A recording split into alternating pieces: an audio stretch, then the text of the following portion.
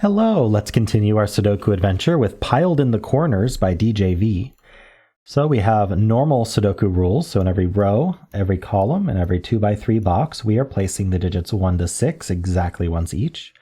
We also have these little killer clues. Those are these outside numbers here with arrows. So what we do is we follow the direction of that arrow. In this case, for this 9, it has this arrow. We just take these cells in that direction.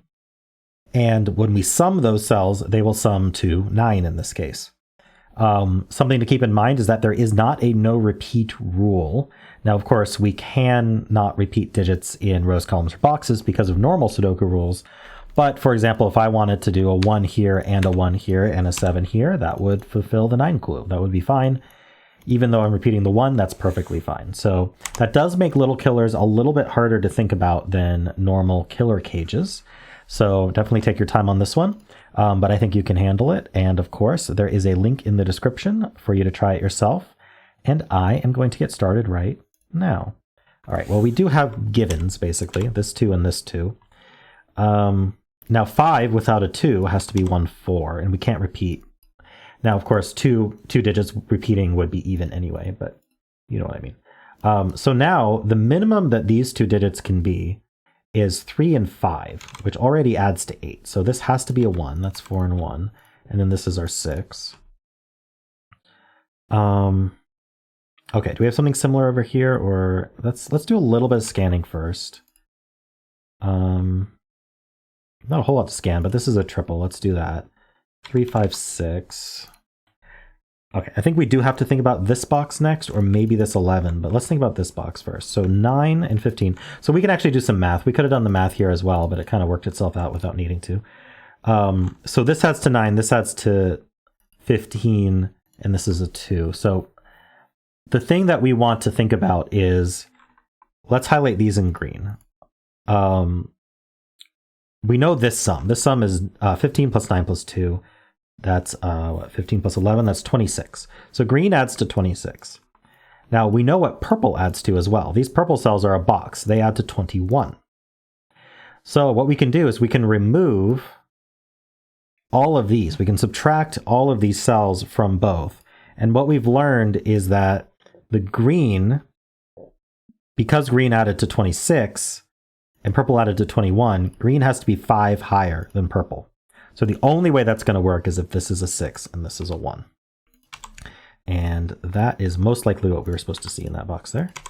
And that would have worked here as well. So now, why don't we do this math now?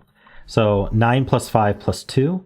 So 9 plus 5 plus 2 is very small, actually. It's only 16. And this adds to 21. So 21 minus 16 is also 5. So you can see that that math works.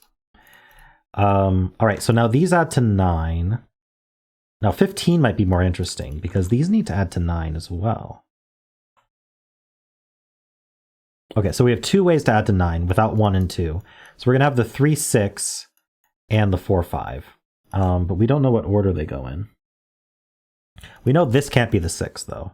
So this is only 3, 4, and 5, and this is only 4, 5, and 6. This can't be the 3 because that would have to be a 6. Still doesn't seem like enough to finish this puzzle. So I guess we need the 11.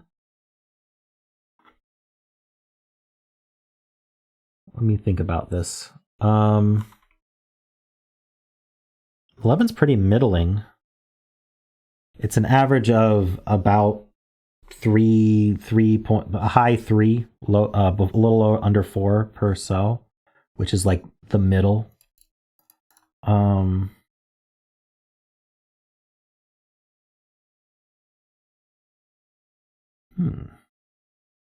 We have this 11. Okay, this 11 is more interesting, which I somehow was blind to. So these 2 add to 10. So we either have 3, 7, which is not going to work in this puzzle, or 5, 5. Very nice. So that's not a 5, so that's not a 4. These do add to 9. Okay, so now we have the 3 and the 5 done. Okay, this is looking better. 5 is down here, which means 4 is up here, for what it's worth.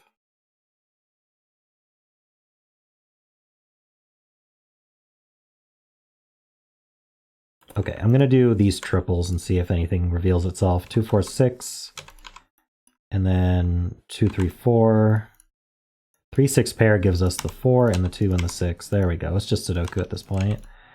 That's a 2. I'm sure we'll need this 11, but I think there's a bunch of Sudoku to do is what I mean. This is 3, 4, or 6. So this is 3, 6, or the 5. All right, we need 1, 3, and 4 here. The 1 can only go here. These ones look up. That place. The last one goes there. Nice.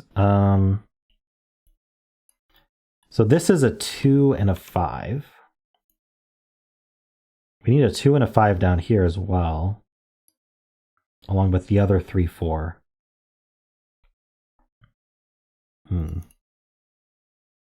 Okay, do we want to think about the 11? Maybe it's a problem of this being 6.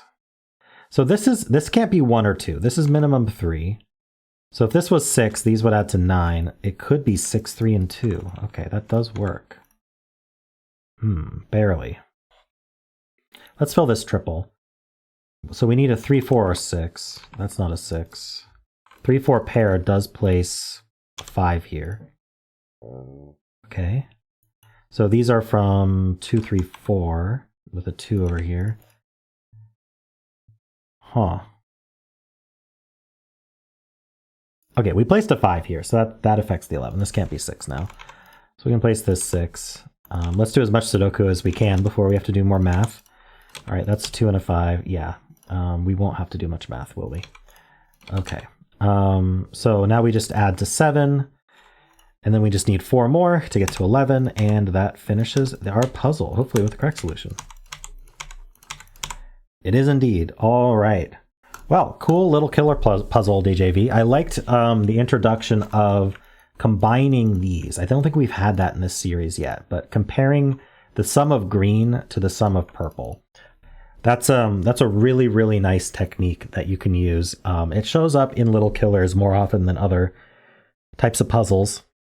It shows up in killer cages too a lot, where you combine cages and compare them to boxes, rows, columns, because you know what a box, row, and column add to. And so you can use that as a basis without having to case check. So pretty cool. Very nice use of it in this puzzle. So thank you for that. And of course, if you enjoyed this content, then why not leave a like, subscribe, and a kind comment below.